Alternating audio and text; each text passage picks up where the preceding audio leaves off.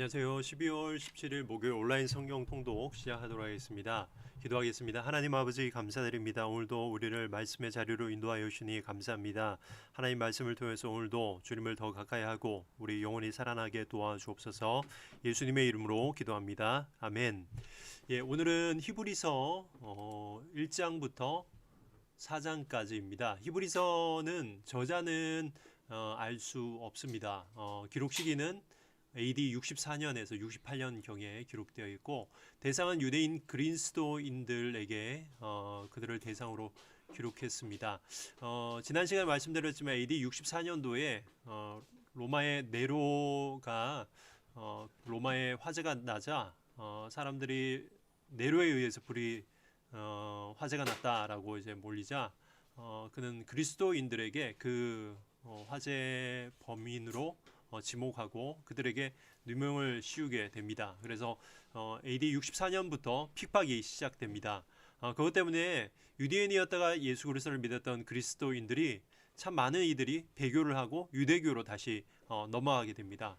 이 사람들을 대상으로 지금 히브리 기자는 그들에게 대해서 유대교와 우리 기독교를 비교하고 있고 바로 예수 그리스도가 그들보다 그 유대교보다 훨씬 우월하다라는 것을 1장부터 쭉 얘기를 하고 있습니다. 우리 들어가도록 하겠습니다.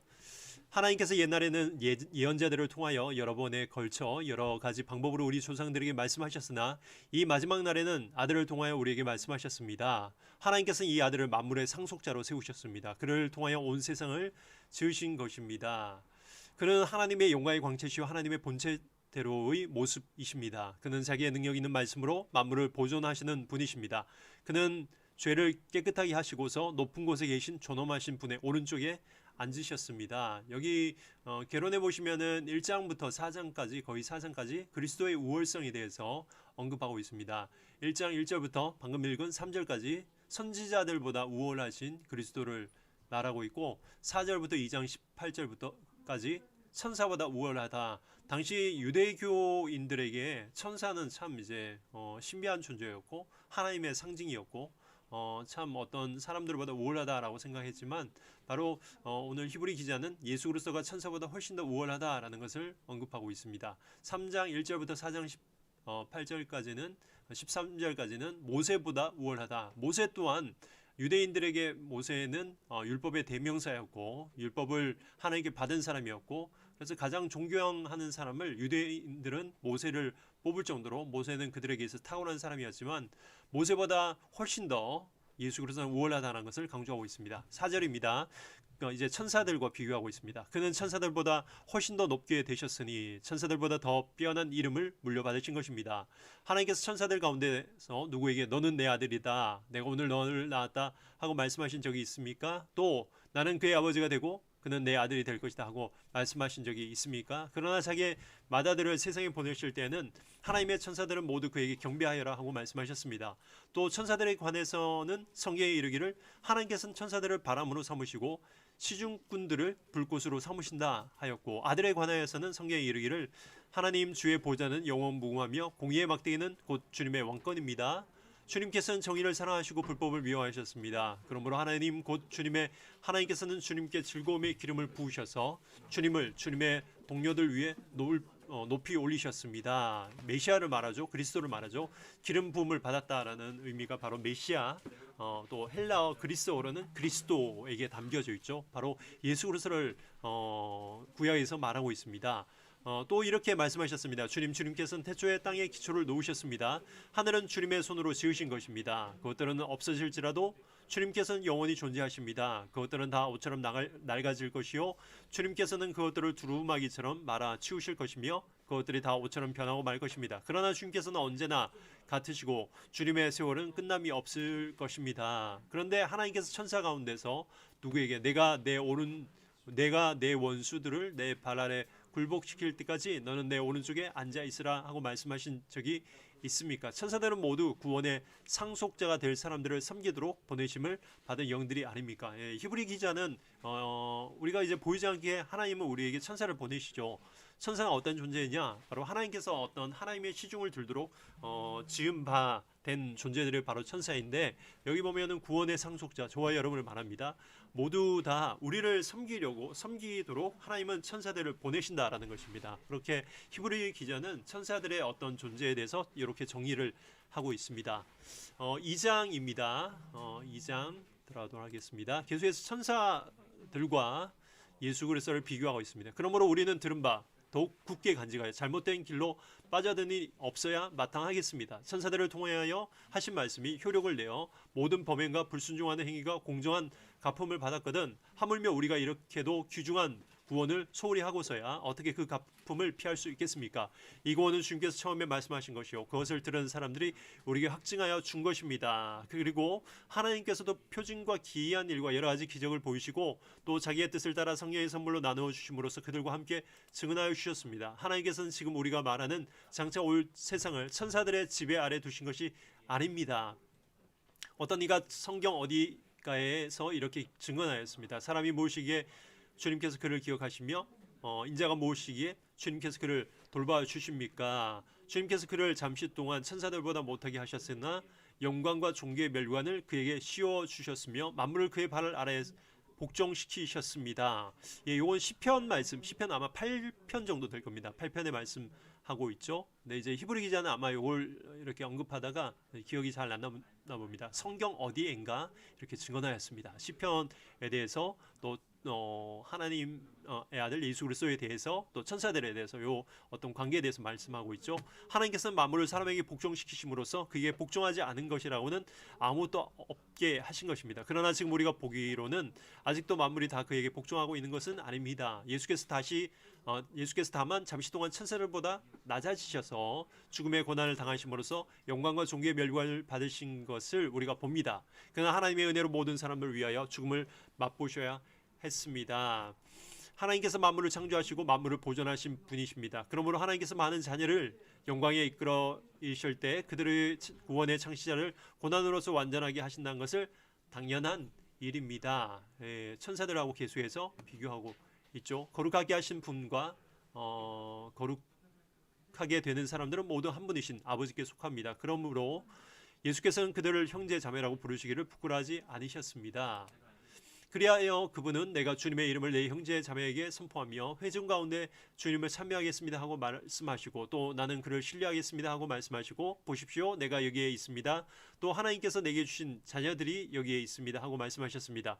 이 자녀들은 피와 살을 가진 사람들이기에 그도 역시 피와 살을 가지셨습니다. 그것은 죽음을 겪으시고 죽음의 세력을 쥐고 있는 자 곧 악마를 멸하시고 또 일생 동안 죽음의 공포 때문에 종노하는 사람들을 해방시키기 위함이었습니다. 그것을 위해서 주님은 십자가에 달리셔서 고난을 당하셨다라는 거죠. 사실 주님께서는 천사들을 도와주시는 것이 아니라 아브라함의 자손들을 도와주십니다. 그러므로 그는 모든 점에서 형제 자매들과 같아지셔야만 했습니다. 그것은 그가 하나님 앞에서 자비롭고 성실한 대제사장이 되심으로써 백성의 죄를 대신 갚으시기 위한 것입니다. 그는 몸소 시험을 받아서 고난을 당하셨으므로 시험을 받는 사람들을 도우실 수 있습니다. 주님께서 우리를 위해서 고난 당하시고 주님께서 우리를 위해서 낮아지는 이유는 바로 우리를 구원하시기 위함이죠. 잠시 잠깐 낮아지시고 마치 천사들보다 낮은 모습처럼 보이지만 그렇지 않다는 거죠. 천사들보다 우월하시지만 낮아지신 이유는 바로 우리를 위해서 고난 당하시고 그래서 우리를 구원하시기 위해서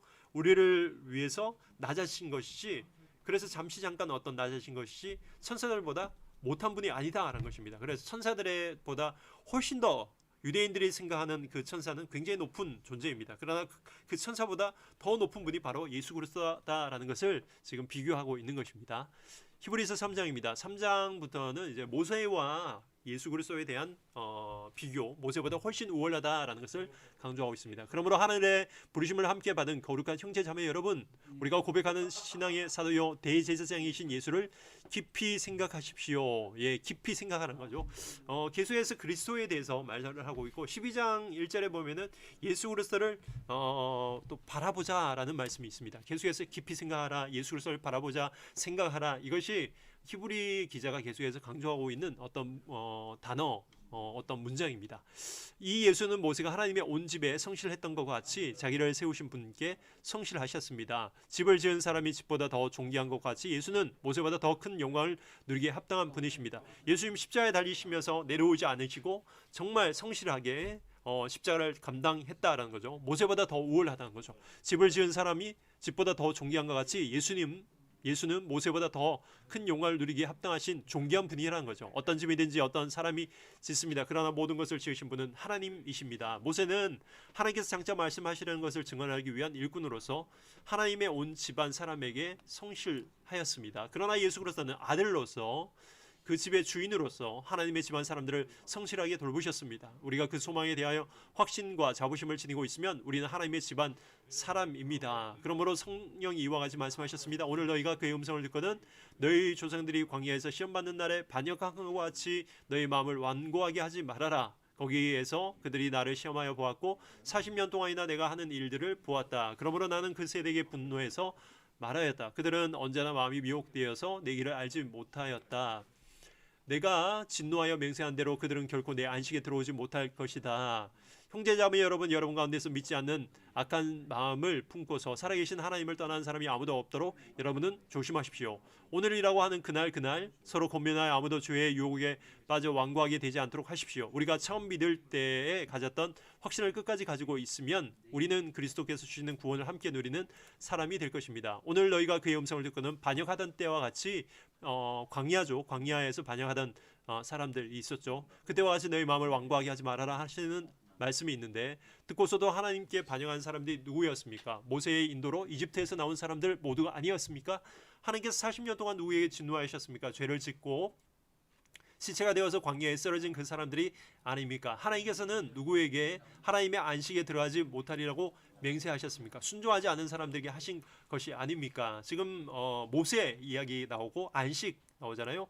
안식이라는 말은 계속해서 5장도 계속 여호수아에 관련해서 계속해서 말씀을 하고 있지만 바로 가나안 땅을 말합니다. 광야에서 40년 동안 배회를 했지만 누가 가나안 땅에 들어왔습니까? 믿고 순종했던 사람들이 그 가나안 땅에 가서 안식을 하나님의 약속을 얻었던 것처럼 오늘날도 마찬가지입니다. 예수 그리스도께서 말씀하신 예수 그리스도의 복음을 전할 때 우리가 받아들일 때 그것이 우리에게 참 평안이 되고 참 안식이 된다라는 것을 오늘 히브리 기자는 강조하고 있습니다. 결국 그들이 들어갈 수 없었던 것은 믿지 않았기 때문임을 우리는 압니다. 그래서 결론은 믿으면 우리가 안식을 누린다라는 거죠.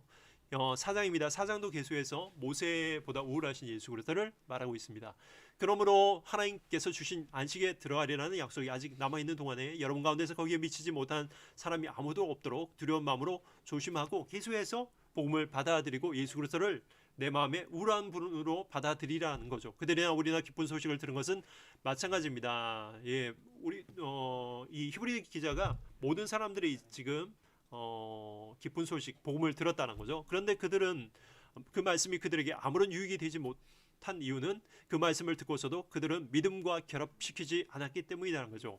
그러나 그 말씀을 믿는 우리는 안식에 들어갈 것입니다. 그것은 내가 진노하여 맹세한 것과 같이 그들은 결코 내 안식에 들어오지 못할 것이다 하고 말씀하신 구약성경의 그대로였습니다. 사실상 하나님께서 세상을 창조하시고 모든 일을 끝마치셨으므로 그때보다 안식이 있어 온 것입니다. 일곱째 날에 관하여서는 어디에선가 하나님께서 일곱째 되는 날에는 그 모든 일을 마치고 쉬셨다 하였고 또 이곳에서는 다시 그들은 결코 내 안식에 들어오지 못할 것이다 하셨습니다. 이거는 창세기에 말씀하고 있죠. 그러므로 어떤 사람들에게는 안식에 들어갈 기회가 아직 남아 있습니다. 그런데 기쁜 소식을 먼저 들은 사람들이 순종하지 않으므로 들어갈 수 없었습니다. 그렇지만 하나님께서 다시 오늘이라는 어떤 날을 정하시고 이미 인용한 말씀대로 오랜 뒤에 다윗을 통하여 오늘 너희가 그의 음성을 듣거든 너희 마음을 완고하게 하지 말라 하고 말씀하셨습니다.